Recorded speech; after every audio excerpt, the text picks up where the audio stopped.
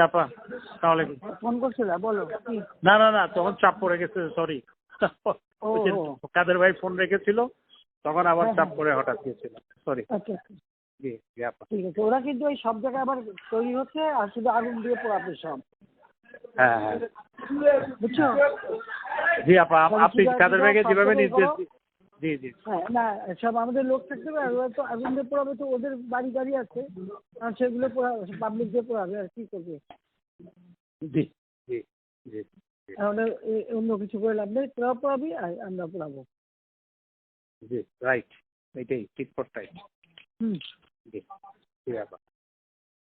আমরা এখন ওই কাদের ভাই আছে, কাদের ভাই দিব জাস্ট একটা গায়েবানা জানাজা পরে আমরা চলে আসবো, যেহেতু প্রোগ্রাম দিয়ে দেওয়া হয়েছে, সেই জন্য জাস্ট একটা গায়েবানা জানাজা পরে আমরা 10 মিনিটের মধ্যেই চলে আসবো ওখান থেকে, যার যার গন্তব্যে মহল্লায় চলে না, যাবে, যার যার এলাকায়, যার যার এলাকায় চলে যাবে, রাইট। হ্যাঁ সেই বিভিন্ন এলাকায় লোক লোক ঠিক করা এবং সেই করা, হ্যাঁ সব নেতা কমিটি ওভাবে ব্যবস্থা করা। জি। কাদের ভাইকে আমি একটু দিচ্ছি, আপনি হুম। প্রত্যেকটা এমপিকে ডাকো, খবর দাও, প্রত্যেক এলাকার পরিষদ দিতে হবে। জি না, ওই যে তোমার সেতু ভবনে আবার আগুন লাগাচ্ছে, আমি একটা র্যাব পাঠাচ্ছি, আর আমি বলছি যে যেখান থেকে গ্যাদারিং আছে সব জায়গায় র্যাব এটাই দেবে। আর ওরা আগুন দিচ্ছে, ওদের বাড়ি ঘর আছে না, এখন আর বসে থাকার সময় নেই। আমাদেরও বাড়ি ঘরে আগুন দিচ্ছে, ওদেরও বাড়ি ঘরে আগুন পাবলিক দিলে, ওদের ব্যবসা প্রতিষ্ঠান কি কি আছে খুঁজে বার করে। আজকে তাদের একটাই কাজ, সব জায়গায় বসে থাকবে আর খালি আগুন দেবে, কিছু আগুনের ব্যবস্থা আমাদের রাখা দরকার। ওদের পুলিশ কমিশনার সে কথাই বলবো। জি, তো আমাদের তো ঠেকাইতে হবে। হ্যাঁ, না, আমরা মাঠে না থাকলে পুলিশ ওরা পারবে না, আর এমনি র্যাব দিয়ে বলে দিচ্ছে হেলিকপ্টার দিয়ে ওখানে ই করবে। বিজিবি বলছে যেতে, বিজিবি একবার আগুন দিচ্ছে, পোড়াইছে, আবার আগুন দিচ্ছে, এগুলো কেউ চোখে রাখে না এই দেশে।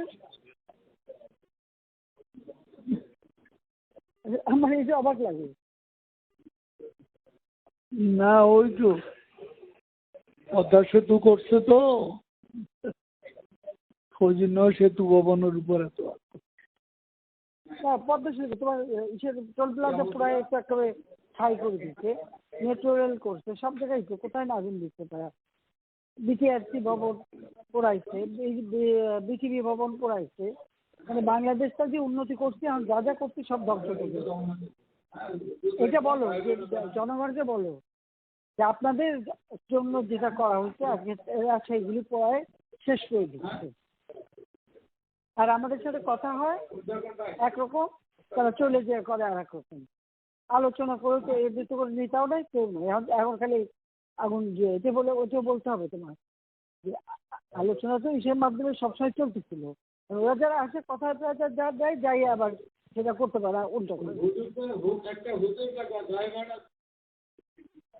ঠিক আছে, আগাগুলোই তো কথা বলতেছে, বিজেপির সাথে সবসময় তো যোগাযোগ আছে, কথা বলছে, বললে কি হবে? ওরা তো এদের আসলে কোনো ইয়ে নেই, ওরা কথা থাকে না। এরা একটা কথা বলে পরে রাখতে পারে না, উনি যে আর একটা হয়ে যায়। এদের পরামর্শদাতা ফরাদ মাজার, তারপরে যে তোমার আসিফ নজরুল, শহীদুল আলম, সংসদের সামনে শহীদুল আলম কতগুলো অভিনয় শিল্পীর নামে হ্যাঁ বেশ কিছু ওখানে দাঁড় করাইছিল।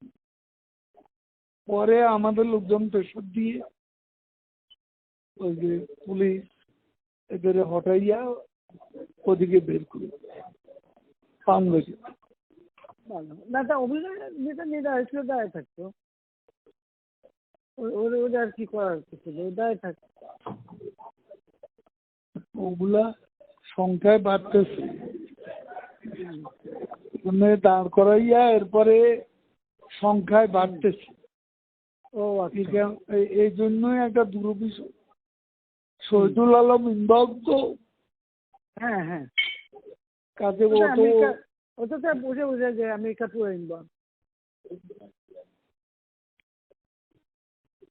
আমরা তাহলে 23-এ যাই, একটু গায়েবানা জানাজাটা পড়ে আসি।